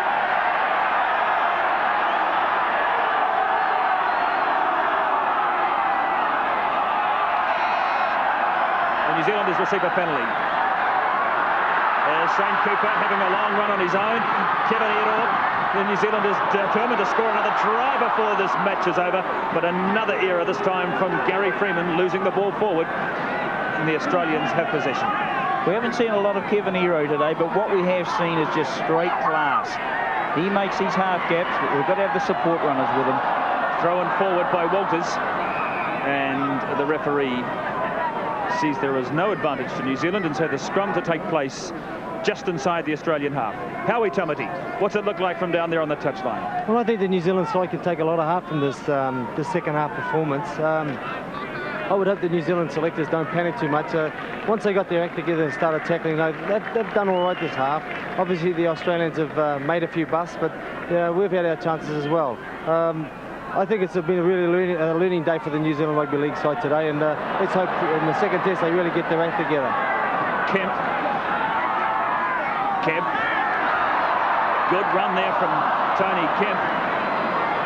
Rather undoes much of his good work by slipping the ball to his opposite number, Curry, and away come the Australians from inside their own half. 26-6. 20 points to 2 at half-time, 1 try apiece in the second spell. And as Howie Tamati said, something perhaps for the New Zealanders to build on from the second half effort as they look forward to the next 2 tests. They were completely outplayed in the latter stages of the first spell, allowing the Australians to run in 3 tries in 16 minutes and seeing the score expand from 2-all to 20-2 in the last 20 minutes of the first spell. But they've come back well in the second spell and have created a few scoring opportunities for themselves, which we never saw in the first half as well. Yeah, sure, they've created quite a few opportunities, but you must take the football there and score with the football. And this is it. We just put down too much ball to win this match today. But they have showed a lot of heart in the second half.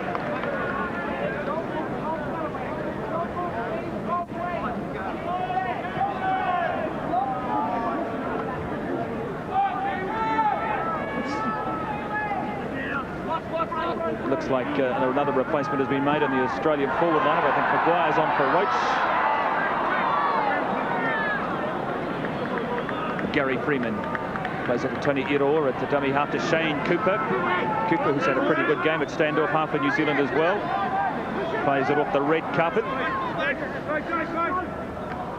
Hugh McGann staying on to the end, and that's going to be too deep, is it, from Hugh McGann, the New Zealand captain, who really hasn't played a major part in the second spell due to a couple of heavy knocks he suffered in the first half and another in the second spell. But the fact that he's remained on the field, I think, has probably been an important factor for the New Zealand effort. He's such an inspired leader.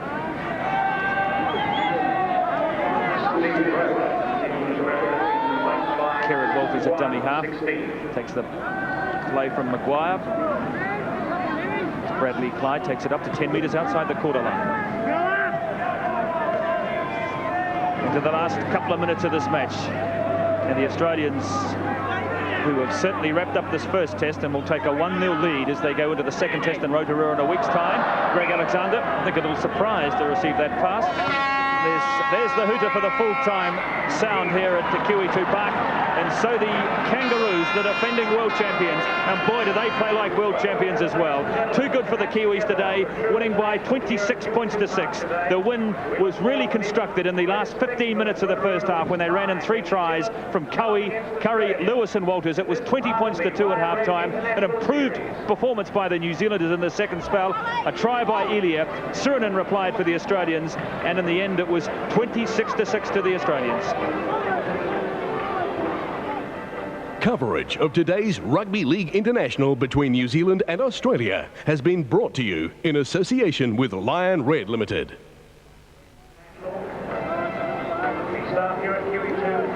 So as the crowd makes their way out of Kiwi2 Park from this historic occasion, the first time an international rugby league match has been played here at this venue, and it certainly has been a big success judging by the public support for the match. Disappointed, no doubt, with the Kiwi effort in the first half, but there's no doubt about this Australian side. They're worthy world champions. Frank Endicott. Well, I don't know whether we played so bad. I think we've got to give credit to this Australian side. This is one of the best sides I've seen in a long time. But, you know, if you allow them to run and allow them to get the passway and the tackle, they're made to look good, better, you know, maybe even better than what they are. But overall, I can be pleased with the Kiwi effort. They certainly improved their showing in the second spell, and I think Hugh McGann might be down there with Grant Nisbet at the moment. Grant. Yes, thanks, Brendan. Hugh McGann, commiserations, but a very good effort in the second half for New Zealand. Well, we had to tighten them up out wide because that's where they were making their breaks, and we tightened that up, but unfortunately their big forwards started to take control. They used their size to an advantage, and it's something we may have to look at for the next week, but we've got a week to do something. I was proud of the way that the guys didn't give up, but we need more penetration, we need some more concentration, and hopefully we can develop that this week. Were the Aussies as good as you thought they'd be? Oh, just as good. We always knew they were going to be a very tough side. They've got the ability out wide and in close to do some damage, and as I said, we've got a lot of work to do. Today was a test in itself for us. We hadn't had a game together. We tried to get combinations through the week. It only started to come right for us the last 2 training sessions, and unfortunately that probably wasn't enough for us. I know you lost by 20 points, Hugh, but did the tactics go according to plan? What did you actually set out to do in the game? Well, actually, we had to try and get the ball a little wider. Unfortunately, we had 2 plays to try and take it up the centre, but unfortunately that didn't work for us, and we were always on the back foot. But like I say, it was a test in itself for us. It's something that we have to work on. We'll look at this week and hopefully overcome next week. And you reckon you've still got the team that can beat the Aussies? I'm sure we have. We proved today that we can make the breaks. It's a matter of backing up and holding the players down in their own quarter, the opposition in their own quarter. We gave away silly mistakes, dropped ball again. We took the pressure off them and put it on ourselves by giving away those mistakes when we had them dead on their line. And as I said, it's discipline more for us than for them. What about yourself? You took a few hard knocks in the game. Oh, that's just par for the course. It's something I'll hope to get over in the next couple of days and probably pretty myself up over the next day or so. Good on you, Hugh. Thanks very much for joining us. Thanks, mate. Well said, Hugh McGann. Yeah, I guess a rugby league test is not exactly a dinner party. Hugh McGann, a rather composed and rather eloquent Hugh McGann there, summarising the match with Grant Nisbet. So 26 points to 6 the Australians have won. A 20-point victory now. Frank Endacott, when a team loses a test match by 20 points, you start to think that there must be some changes for the next test team. Can you see any changes in the Kiwi team for Rotorua? I hope not. I hope they stick with the same players. They showed enough out there today to warrant selection for the second test, and they, you know, I would stick with them if it was me. Thank you, Frank Endacott. So just repeating the news from Kiwi Park in Christchurch, the Australians have taken the first test in this best-of-3 match test series between the Kangaroos and the Kiwis, winning convincingly here at Kiwi Park by 26 to 6.